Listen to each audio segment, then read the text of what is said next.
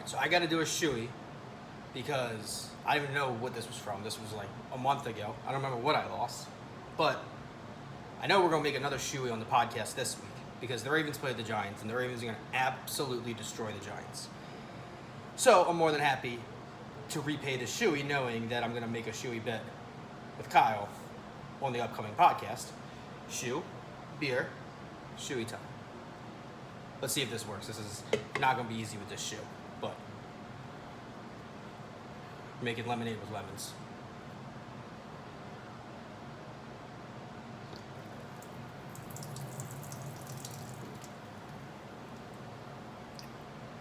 Not easy to do. But I'm a man, so I'll finish it.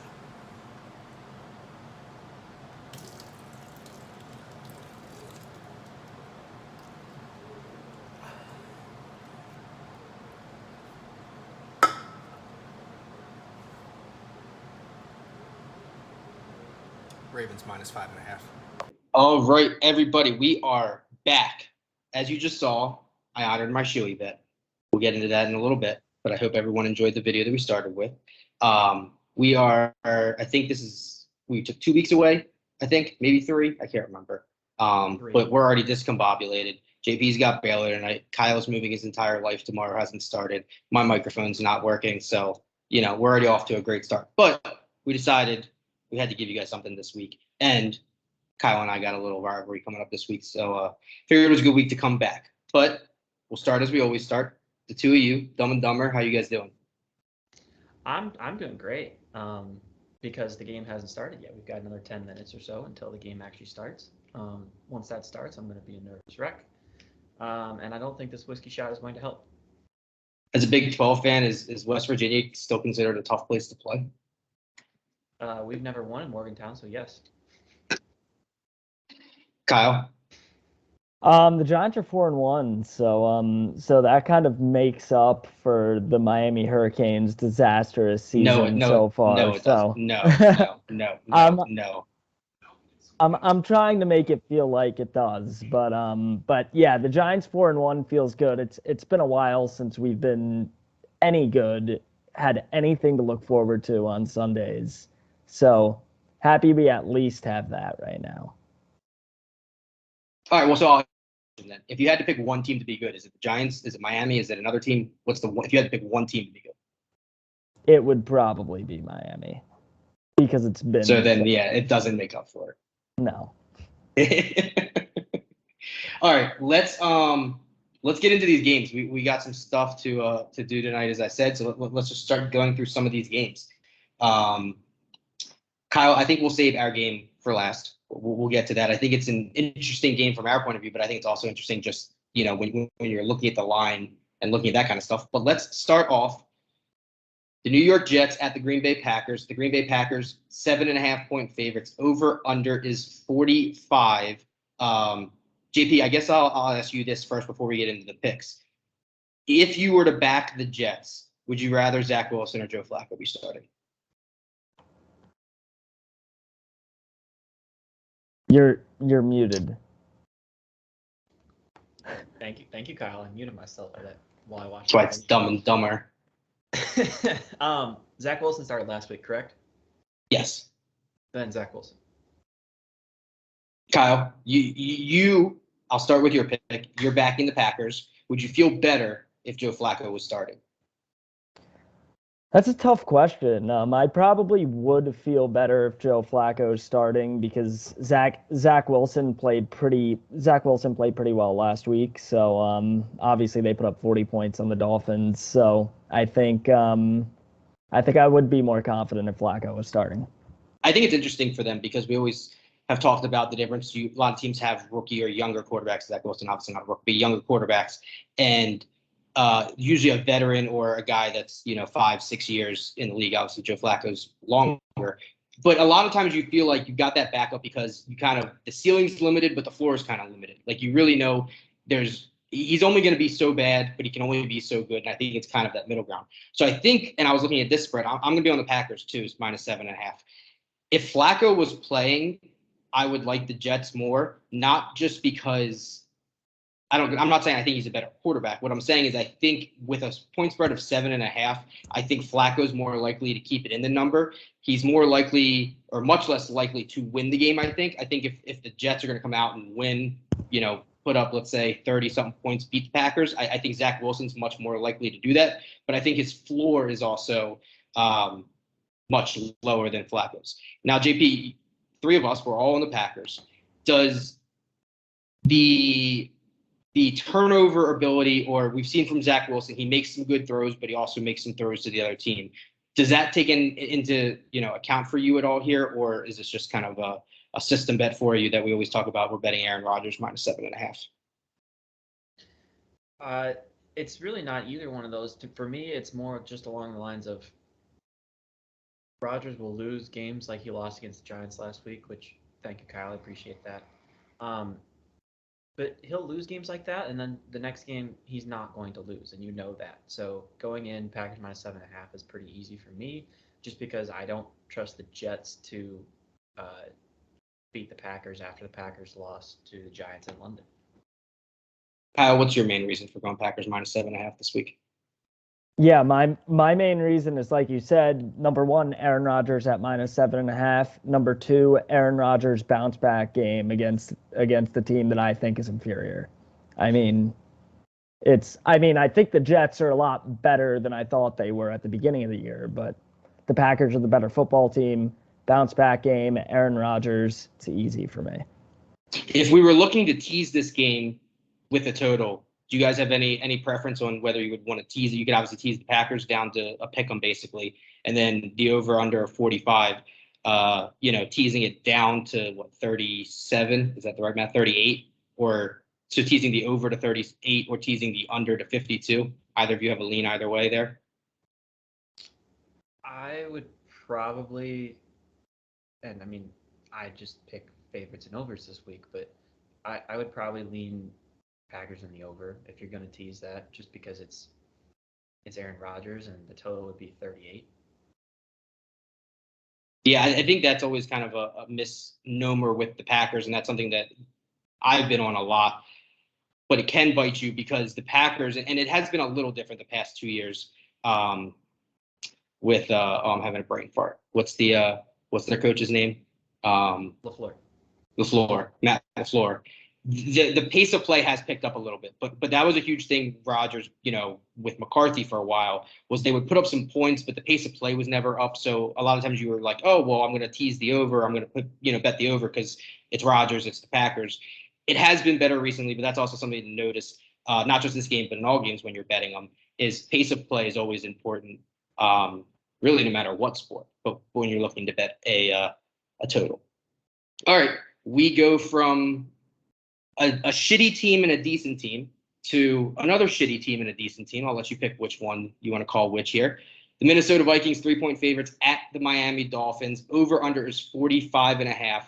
JP, I know as a Vikings fan, I'm sure you're over the injuries and stuff. Has Teddy Bridgewater been ruled out? Is he expected to play? Where is he at this week? I have not looked for 1 second at this game. Because we're going to be in that stage now where it's like Tua got hurt, and then the whole thing happened with him again, especially on Thursday Night Football with everyone watching. So it's like we're going to have to find this middle ground, because it's like if Teddy Bridgewater passed every single concussion test and the guy's like he wobbled for a second, like there needs to be new, I don't want to say new protocols because we just put these in place, but we need to be able to adapt these week by week. Because Kyle is a UFC fan like me. Like if you were deemed to have a concussion every time you were, quote, wobbled, these UFC fighters have, 10 concussions a fight. So it's like, I think we need to figure it out. I think it is a good step because obviously nothing, you don't want to see what happened to Tua, especially 2 weeks in a row, because that can be like, for him, it could have been life changing. Like, thank God it wasn't, those 2 short concussions in that short time span could really change it. I don't know what Teddy's expecting. I think he was still a DNP today. We're recording this earlier on Thursday. I think he was a DNP today. Was he still a DNP today, JP? Did you just look it up? I didn't see that. I just saw this headline said Tua is definitely not playing. Bridgewater could be medically cleared by Sunday, but if he is, he's still going to back up Skylar Thompson. Wow. I don't know why they would say that on Thursday, but yeah, that is a weird thing kind of put out there. So, all right, well, JP, I mean, you're a Vikings fan. You're taking the Vikings -3. I mean, hit me with it. What's the reasoning? What do we think this line is if Tua plays? We think it's the Dolphins are 3-point favorites, 2-point favorites, Well, I something think like that. I think if Tua, especially if he had played, if he hadn't gotten hurt and he kept playing, they're probably 4-1 because I think they still lose the Bengals game. But I just think it'd be Dolphins at home would probably be 2-3-point favorite. Yeah, that's kind of what I'm thinking. So, all right, so I mean, you're getting the discount. Obviously, Tua is not playing, but you do get the discount if you want to take the Dolphins. You're paying the premium with it going the other way, the Vikings -3. I guess just kind of give me your thoughts on this game and just kind of where the Vikings season's at so far and, coming into this game. The Viking season so far scares me a lot. I remember Ryan was telling us after, I think it was after week 4, the Ravens were 2-2 and they trailed for 14 seconds, and I did the math, and the Vikings had trailed for an hour and 48 minutes and were 3-1. I don't remember if they trailed last week. If they did, it wasn't for long because it was the Bears, but they still let Bears and the Saints and the Lions hang with them, even though I think those are 3 inferior teams.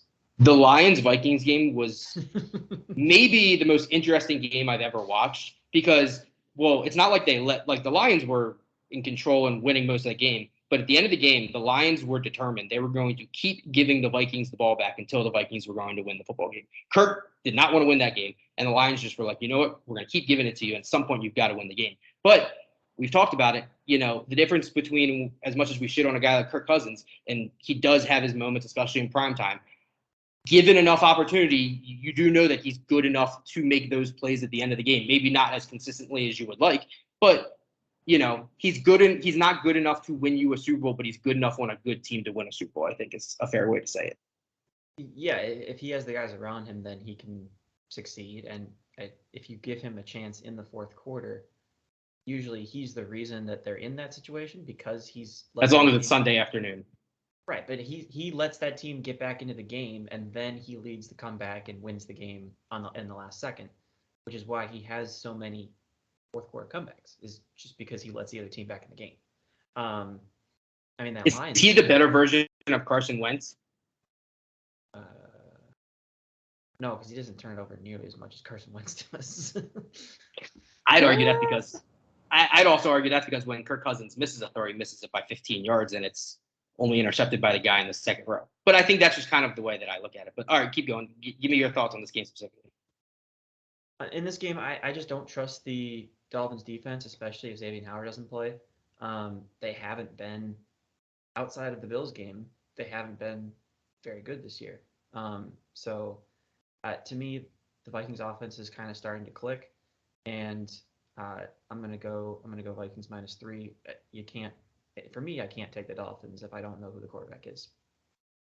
Kyle, I'll get to you in a second because we're on the same pick here. I'll give my reasoning for what I'm taking here and why I'm taking it, and then I'll let you give yours. The over 45.5. Here's my thought. I think the Vikings are able to score on the Dolphins. I mean, that's a very basic thing to say, but that's kind of where I'm at with that. They've proven, especially against these kinds of let's call them more like gambling defenses, kind of like against, like the Ravens, that kind of a defense, a team that's kind of trying to go for the jugular. They're bringing pressure. They've got cornerbacks playing press coverage. I think the Vikings are kind of built to handle that just because of the way that they are in terms of having Jefferson, who can kind of really do it all. Thielen's kind of a great I hate calling him the third down guy, but he's the guy that on third down, when you need a guy to have that half inch of separation and just be able to pull in a ball, Thielen's a great, kind of guy for that.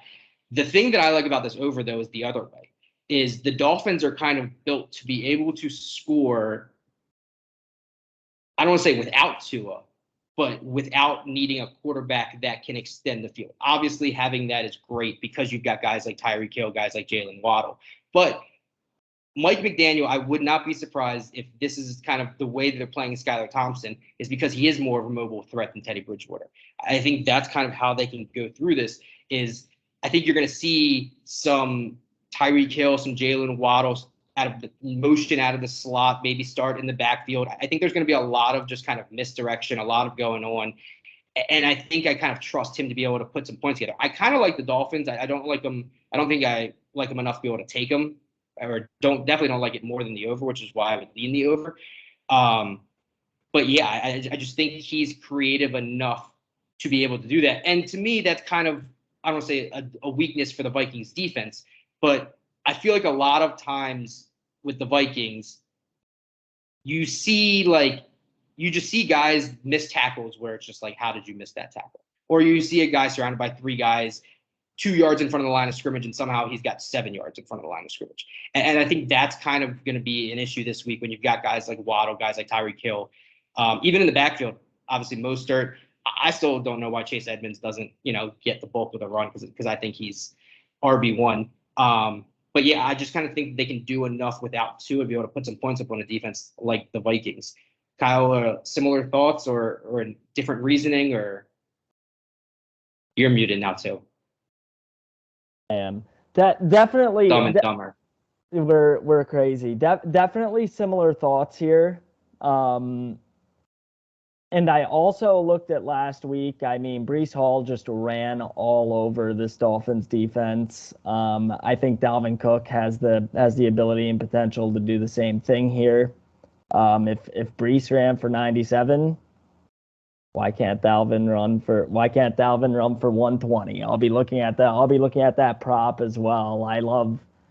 And yes, the Dolphins can also score points in any situation. So the over, love it. JP, any final thoughts on, or anything that I talked about in terms of the Vikings you think is incorrect, or is that kind of a fair assessment of the Vikings? No, it's definitely fair. I don't think our defense is a strength this year, and I definitely like Mostert this week. I'm definitely playing him, and I think I have him in every league now. So I'm playing him in almost every league. But I think the offense should be able to put up enough points on the board. But like I said, especially if Xavier Howard doesn't play and Justin Jefferson's not going up against him this week. All right, let's go. Bengals at Saints. Bengals a 2-point favorite. Over under is 43. Both of you are on the same pick here. Kyle, I'll let you go first. I want to say there's an interesting thing that I heard Joe Burrow talking about. And I think it's interesting to look at and interesting to think about. But I think at some point there needs to be some you need to take something out of it. So he said people were asking him about all these sacks and even going back to the Super Bowl and sacked 7 times and all of this. And his response is that we've got to get better on the offensive line, but that sacks is a very overblown number.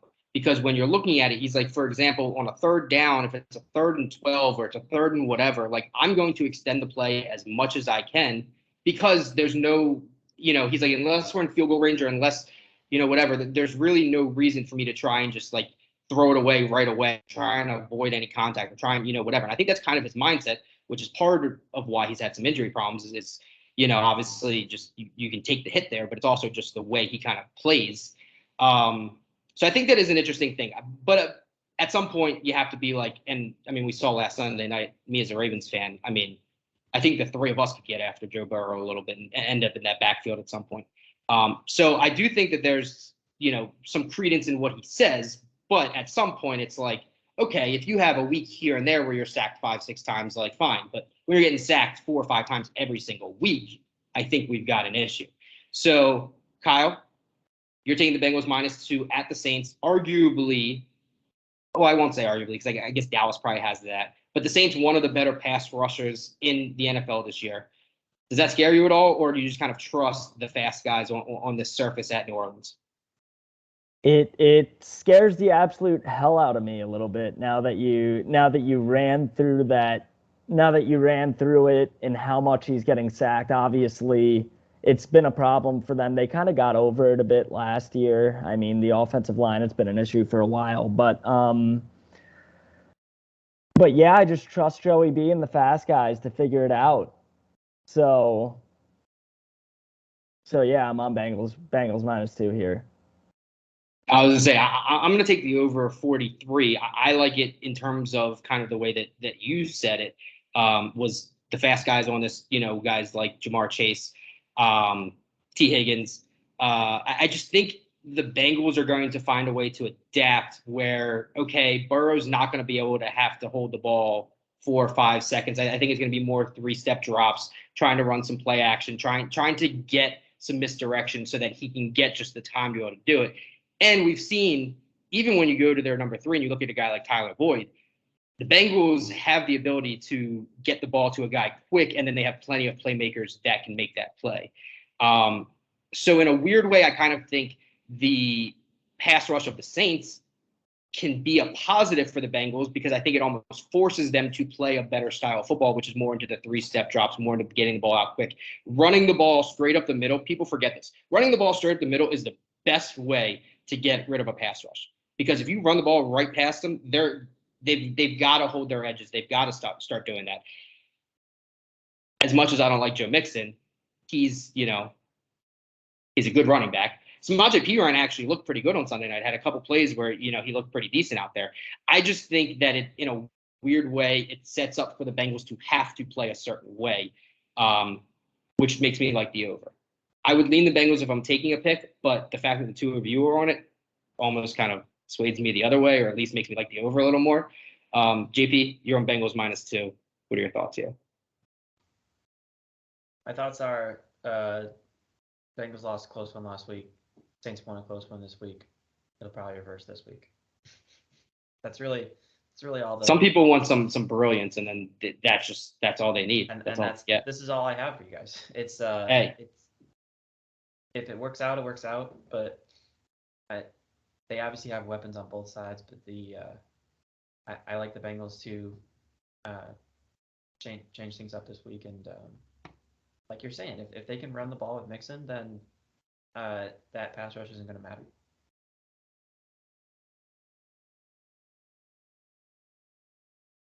Are you frozen? I think he's frozen. Shit.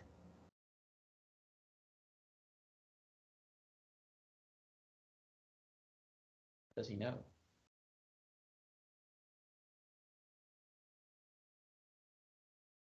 There you are. I could hear all of that. Pain. Let's go. Whatever. We don't even need to edit it. We'll just keep it like that. People will see what we do, where it's just like I just got to switch internets in the middle because it's a fucking monsoon outside. But I'll make the same joke that I made before. I said, if you're coming to this podcast looking for brilliance and knowledge, you're in the wrong place. That's all I'll say. Yes. Precisely. Some of us may have brilliance and knowledge, but some of us are named Dumb and Dumber for a reason. Although, maybe now the two of you have figured out, you click that unmute button before you start talking. I think I'll give you guys a little break, though. We took 3 weeks off, so, The problem is today I was just giving people shit on a work call for forgetting that they were muted, and then I did on this side. Of course I did it. I learned very quickly into COVID because at some point I'm going to have the issue with that. So I'm not going to be like, oh, you can't figure out Zoom, because then when I can't, I'm going to get like 150 from everybody being like, oh, look, Mr. Zoom can't figure out Zoom. So I learned that very early that I wasn't going to do that. All right, let's go. Jacksonville at Indy. Indy is a 2-point favorite. Over under is 42. Kind of a weird line because the Colts already blew out the Jags in Jacksonville. I thought this would be maybe closer to a pick 'em. I guess obviously the Jags, coming back down to earth against the Texans probably has changed some people's opinion on them. JP, I'll get to you in a second because you're going to take the home team. Kyle, you like the under here. Give me a reason why. Yeah, I like the under. I don't think the Colts offense is very good whatsoever, especially after that incredible showing last week in Thursday Night Football. That just completely pissed me off, that game. So I may be on Colts unders for the rest of the season just solely because of that game, which is a terrible decision. But also, do you think that was more because of the Broncos, though? It was because of both of them. I mean, Matt Ryan still looked like dog shit too. But I'm not disagreeing. I'm just asking. Yeah, but also, I mean, first game happened. It was 24-0. I'm kind of shocked that the line is still what it is as well. But yeah, I gotta go the under here, just because I can't trust either. I can't trust either team in the spot. If I was leaning the total, I'd look at the under too. I'm taking the Colts -2 simply for the fact that I see 75% of the public's on the Jags. I kind of like the Jags, but when you've got the public dog being the Jags and people liking them, that kind of scares me away. So without much football analysis, just in terms of like a betting Vegas analysis, that's why I'm going to take the Colts -2. JP, you're on the Colts as well. What's your reasoning? I can't believe that 75% of the public is on the Jags. And That's obviously absurd. this is Thursday, so this could change. But that's they're taking the Jags for the same reason that Kyle is taking the under, because they hate the Colts for making them watch that Thursday night game. Right? Or you just got simpletons where they're like, well, the Jags beat them by 30 already this year. What was it? I think 28-0 or whatever it was. Yeah. Nothing, something like that. Like whatever it was. 24, like 24-0. Yeah, they're just like, and if you watch that game, the Jags almost could have kind of scored more if they wanted to, but they kind of went into like, well, Matt Ryan's not going to beat us, so we're not going to beat us. I think that's why a lot of people might ban Jags. And like I said, by Sunday, who knows? You know, this line could flip or more money come in a different way. But right now, when I'm looking at money, that's what I'm looking at. So that's what I'm taking. All right, JP, what's your Colts reasoning? My reasoning is the Colts are probably still the better team, even though they stink. So I think it has to be a bounce back week for them. I really hope that Pittman starts scoring touchdowns, and maybe Jonathan Taylor would eventually have a good week or so. 2 weeks ago, he should have had 2, dropped 1, and then had 1 out of bounds that he caught. And that's the kind of stuff where it's like you have to watch, feel like, oh, Pittman's not scoring touchdowns because it's not. Yeah. But he's involved. Yeah. I did see that. I remember that. I don't know. They have to get their weapons going again, and if they don't, then they're not going to be very good this season. But we all picked them to win the division, so I think they're a good team here. So I'm going to take the Colts. All right, Buffalo at Kansas City. Is this a 1 o'clock game or is this a 4 o'clock? This is a 4:25. Thank God. Okay. This is all the others were 1 o'clock, I think, right? Yes. All right, so now we've got a 4 o'clock game. Buffalo 2.5-point favorite at Kansas City. Over under is 54. Obviously, it's a rematch from the AFC divisional round last year. Let me ask you this first before we get into it, and JP, I'll start with you. What do you take, if anything, from the game they played last year, or are you not even kind of counting that into your factor this year? I think that game was so drunk that I can't really take anything from it. That's kind of my point, is that I kind of think you can take some things here or there about like when you're looking at stats, you're looking at, oh, you know, on third down when they're doing this is what worked, or when, you know, so-and-so had this, and I haven't looked into the stats and into that of that exact game. But I agree with you in terms of just the actual like game flow of the game. It got to a point where it's just like, you hope to have the ball at the end of the game. You hope that they don't the other team doesn't hit a 70-yard touchdown against you. It just got drunk as drunk can get. So I agree with you. That was kind of my point, is I kind of think I don't want to say throwing it away, but you're throwing a lot of it away. Part of it because it was the playoffs, and it is, you know, a different kind of style of football in the playoffs. So you're on the over 54. I'll get Kyle's pick in a second, because I think I'm going to be with Kyle. But you're on the over 54. It seems too easy, doesn't it? It does. This is kind of a system play for me, and the system is every other over that we're talking about is 45.5 or less. They all range from 42 to 45.5, and this is 54. So I said, wow, that'll be fun. I'll just take that. And it's what number would they have to give you for you to not take the over? It'd probably have to hit 60. I was gonna say, because that's 59. I'd probably still take it, just because it's two teams that I know can each score 30 points like nothing. I'm gonna be with you on the over 54. I like the bet. I mean, I like the Bengals here. I like the Chiefs, because if I were to take the side, to me, it's like, whenever Patrick Mahomes is a dog, especially at home, I think you just kind of have to take him. So I'm actually going to have both of these as best bets this week. I prefer the over the Chiefs, but I do like both. So the over 54 and the Chiefs plus 2.5. Did you just say You take Patrick Mahomes at home as an underdog every time, No, I said I think you need to.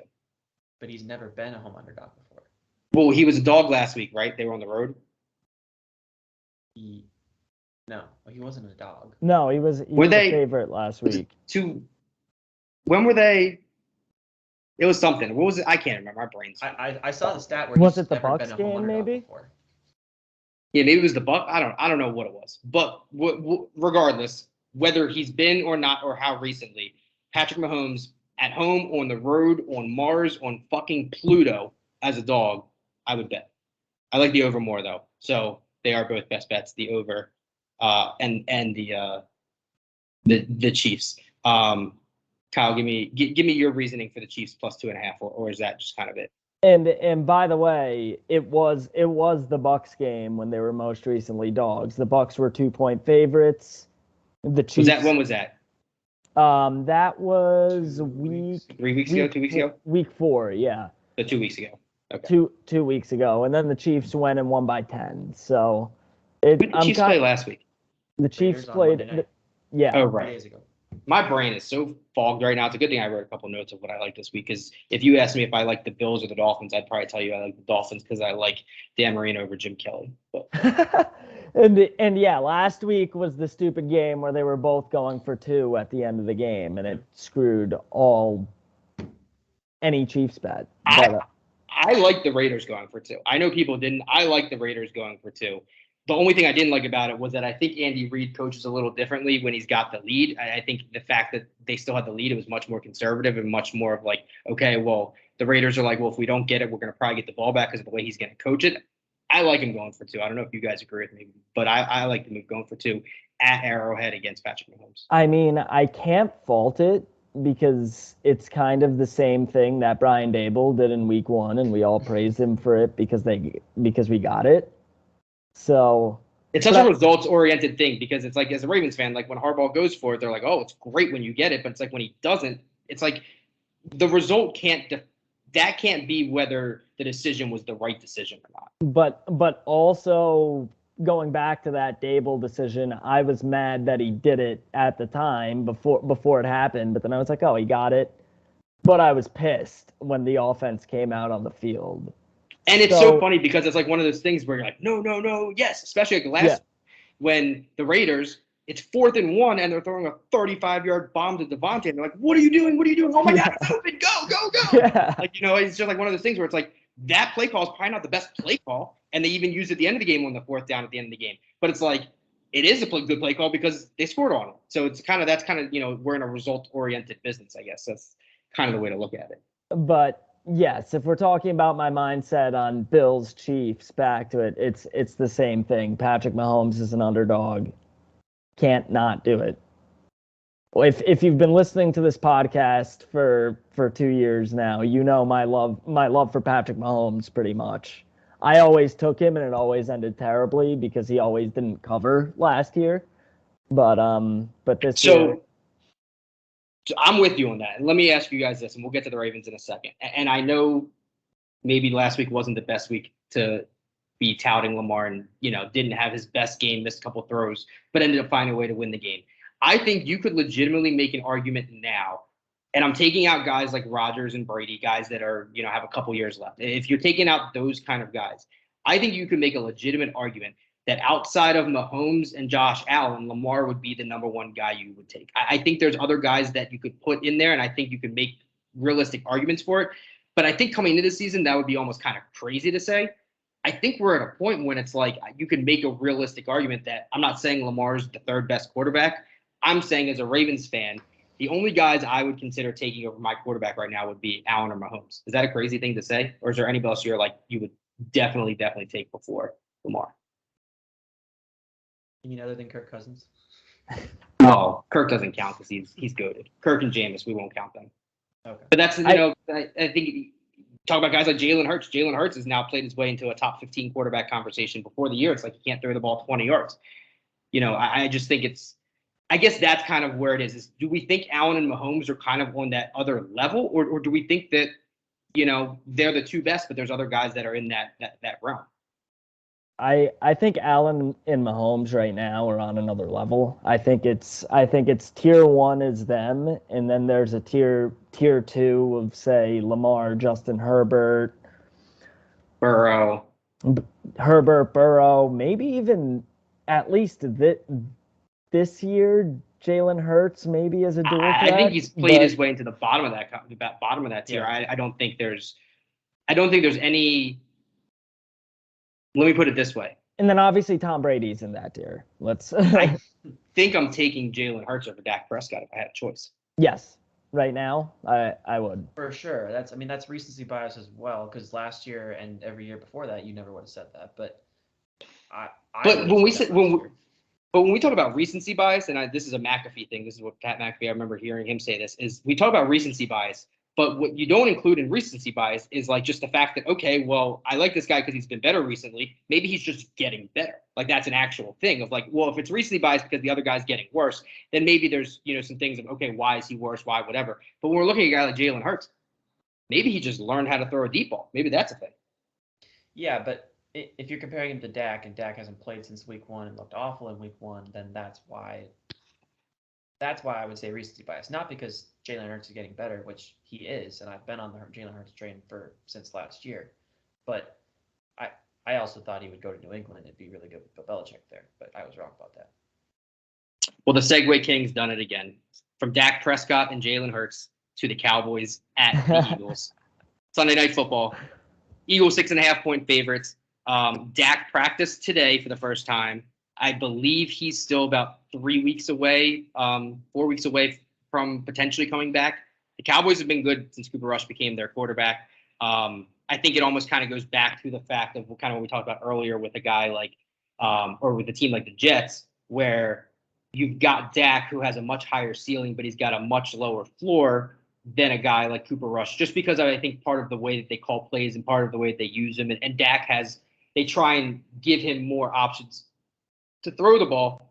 But we've seen when Dak is inaccurate, Dak's very inaccurate. We've also seen Dak throw for 500 yards, which I don't think we're going to see Cooper Rush be throwing for 500 yards on a consistent basis.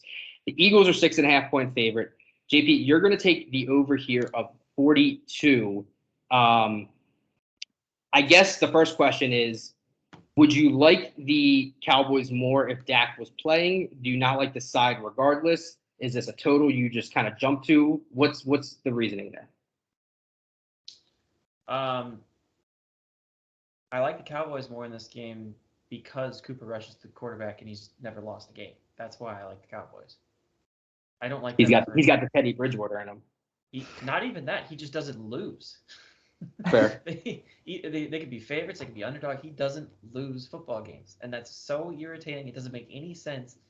But he's the new Cowboys backup quarterback that wins football games. So, is there a legitimate quarterback competition when Dak comes back? No, there's not. I don't think there is either, but I think every week you're getting closer and closer to it. I think there should be. Jerry Jones wants there to be. I'm sure he does, and I'm sure that we know why that is. I went on I was driving my car somewhere Monday after the first game Cooper Rush played. I think it was Bengals Cowboys, week 2. And sports radio then was talking about, oh, do you think there's a quarterback competition? Maybe it's there, maybe it's not. And so they're going to push that regardless. I don't think there's legitimately one until Cooper Rush goes 16-0 to finish the season and then wins the Super Bowl.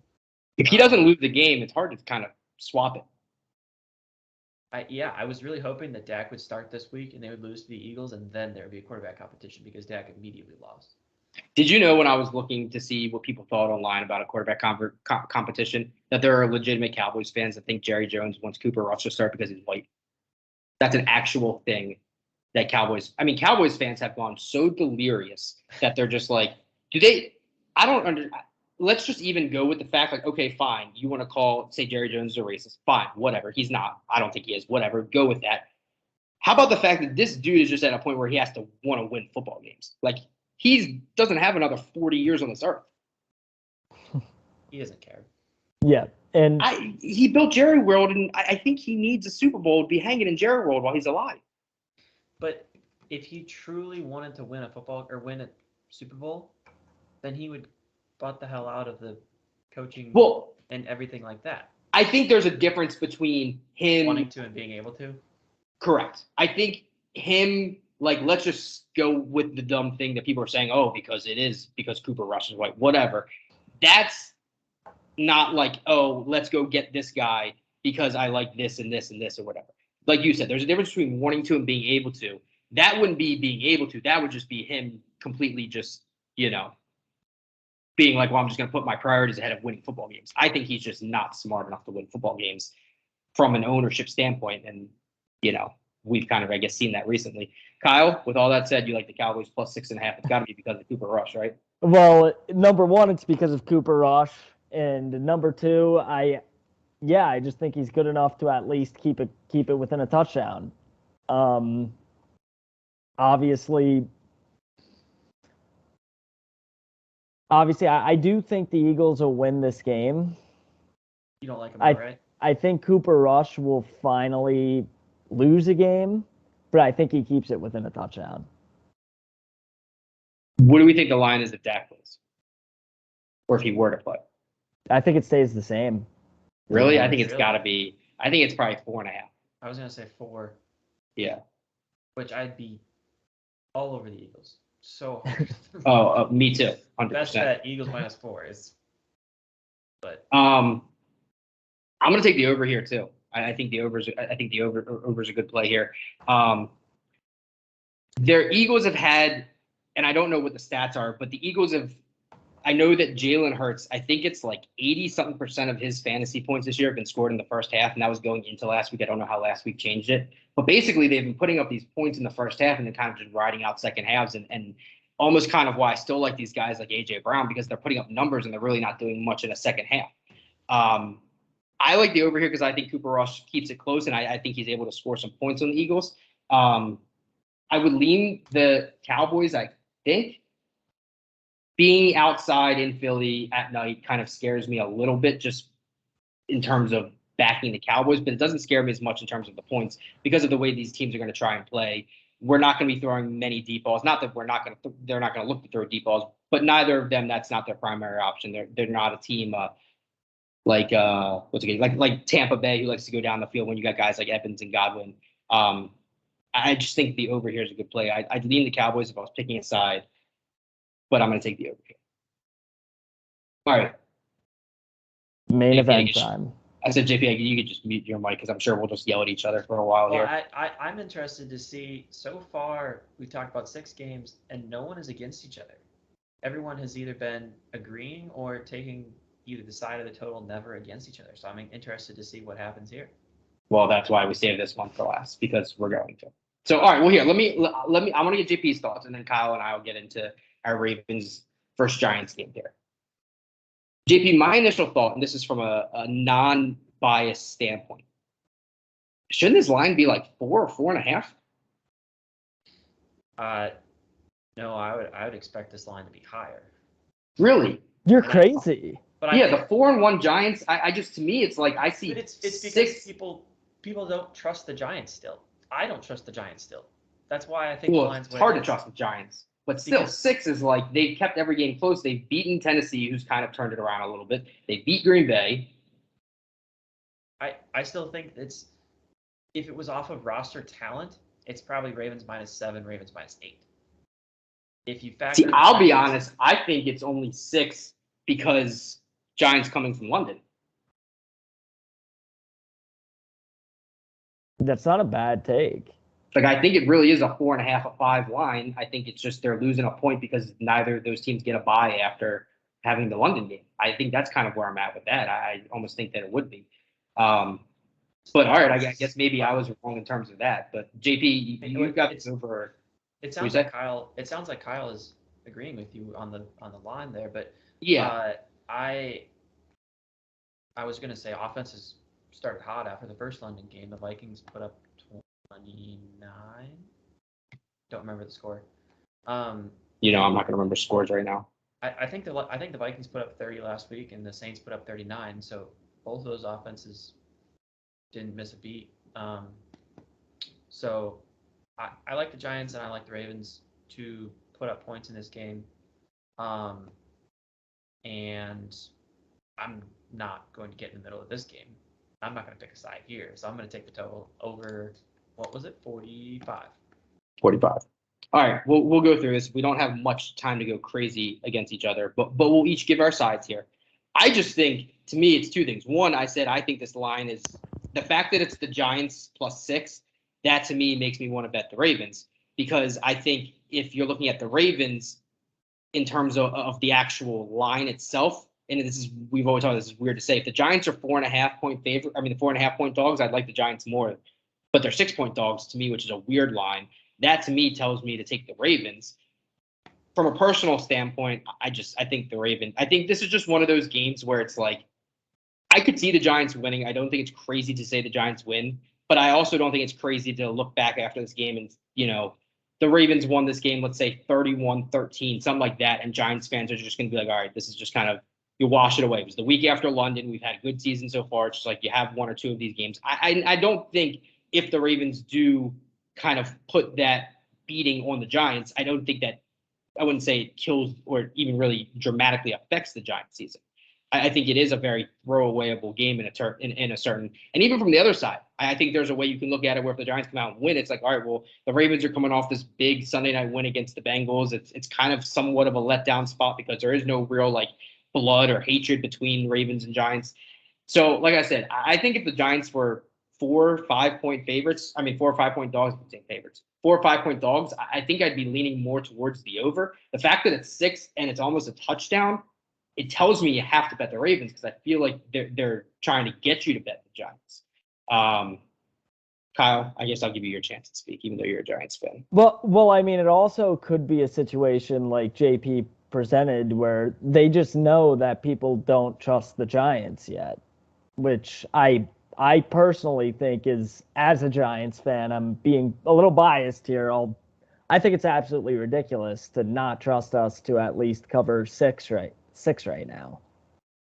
Every game's close. The team right. That's why it makes it seem like that, right? The team plays like fucking dogs. The defense is great, by the way.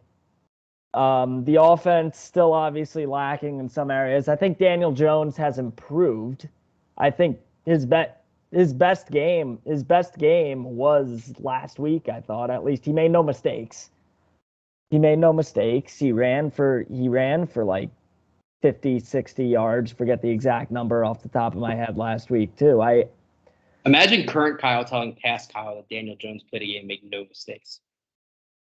It's ridiculous. 21 for 27. I have it up now. 21 for 27, 217 yards, and then 37 rushing yards as well, and zero mistakes. He only got sacked once.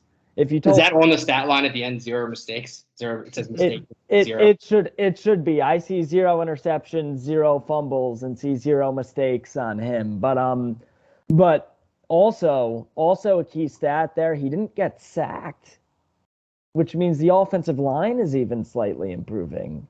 Well, he got sacked once. Sorry, he got sacked once, and it was only a 4-yard loss.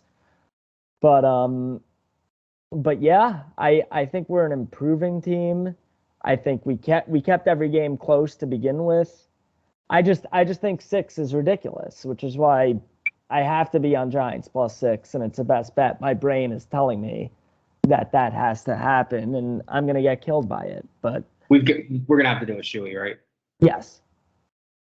I'm glad you guys are doing a SHOEY again. I did want to cut in for a second. One, the Packers defense is supposed to be good again, so not giving up more than 1 sack to them is also incredible. 2, I'm seeing 60% of the public on the Ravens. That's all. Yeah, maybe. I'm not. I don't know. Maybe I'm wrong because I'm coming from a slightly biased point of view as a Ravens fan, where I see some of our deficiencies. I just don't think the Giants are the team that are going to kind of take advantage of that. Marcus Williams being out for, I don't know if he broke his wrist or whatever it was. I know he's on IR, but they think he's going to be back by the end of the year. I just think if the Giants are going to beat us or even kind of keep it close, it's going to be a lot of Saquon and even a lot of Saquon just receiving and guys missing tackles. And I just don't think the Giants have enough weapons. The Ravens tend to struggle. Oh, I got hiccups. The Ravens tend to struggle with teams that have more than one speed option.